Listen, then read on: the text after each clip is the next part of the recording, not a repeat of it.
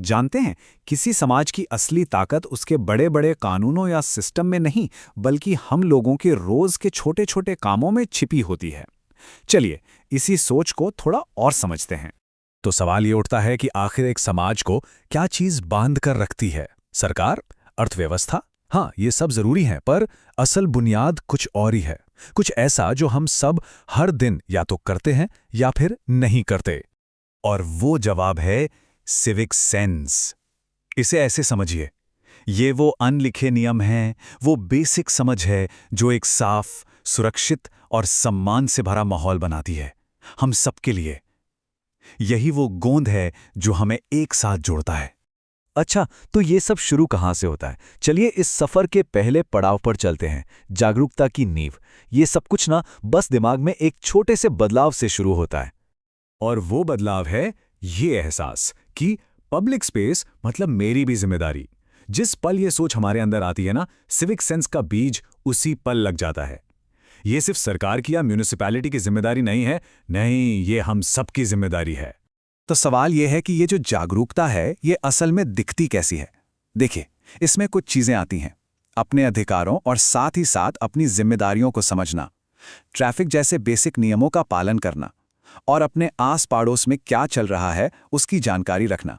ठीक है, तो सोच तो बदल गई, पर अब इस सोच को अपनी आदतों में कैसे ढालें, अपनी रोज की जिंदगी का हिस्सा कैसे बनाएं? चलिए देखते हैं। देखिए, बस 3 बहुत ही सिंपल सी आदतें हैं। नंबर 1, डस्टबिन का इस्तेमाल करना। मतलब कभी भी कचरा इधर उधर नहीं फेंकना। अगर डस्टबिन नहीं है तो कचरा जेब में रखिए, बाद में फेंकिए। दूसरा, लाइन का सम्मान करना। और तीसरा, ट्रैफिक सिग्नल को फॉलो करना, तब भी जब कोई देख ना रहा हो। और देखिए, ये सिर्फ नियम कानून की बात नहीं है, इसके पीछे एक बहुत गहरी बात छिपी है। अनुशासन से ही समाज में भरोसा पैदा होता है। जब सब नियमों का पालन करते हैं तो एक ऐसा माहौल बनता है जिस पर हम सब विश्वास कर सकते हैं। चलिए, अब अपनी पर्सनल आदतों से एक कदम आगे बढ़ते हैं और देखते हैं कि ये चीजें हमारे पूरे समुदाय को कैसे बेहतर बना सकती हैं। असल में सिविक सेंस कुछ और नहीं बल्कि एक्शन में एम्पैथी है। मतलब दूसरों के लिए हमदर्दी दिखाना, वो भी अपने कामों से। ये सोचना कि हमारे कामों का दूसरों पर क्या असर पड़ेगा। तो ये हमदर्दी हम दिखा कैसे सकते हैं?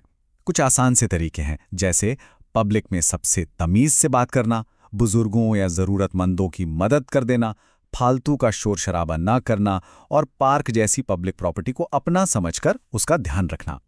अब जरा इस पर नजर डालिए। यहां 2 तरह के नागरिकों की बात हो रही है, एक एक्टिव और दूसरा पैसिव। एक्टिव नागरिक सड़क टूटी हो या कहीं कचरा हो तो उसकी शिकायत करता है, समाज के कामों में हिस्सा लेता है। वहीं दूसरी तरफ पैसिव नागरिक सब कुछ नजरअंदाज कर देता है। अब ये हमें तय करना है कि हम इन दोनों में से कौन सा नागरिक बनना चाहते हैं। और अब आते हैं सबसे जरूरी हिस्से पर, रिपल इफेक्ट। मतलब कैसे हमारी छोटी छोटी आदतें मिलकर समाज में एक बहुत बड़ा और हमेशा रहने वाला बदलाव ला सकती हैं। ये तो एक सीधी सी बात है, हम सब जानते हैं। बच्चे वही सीखते हैं जो वो अपने बड़ों को करते हुए देखते हैं। सिविक सेंस सिखाने का सबसे अच्छा तरीका लेक्चर्स देना नहीं, बल्कि खुद उसे अपनाना है। और ये चीज सिर्फ बच्चों पर लागू नहीं होती। समाज में असली बदलाव वो नकल करने से ही फैलता है।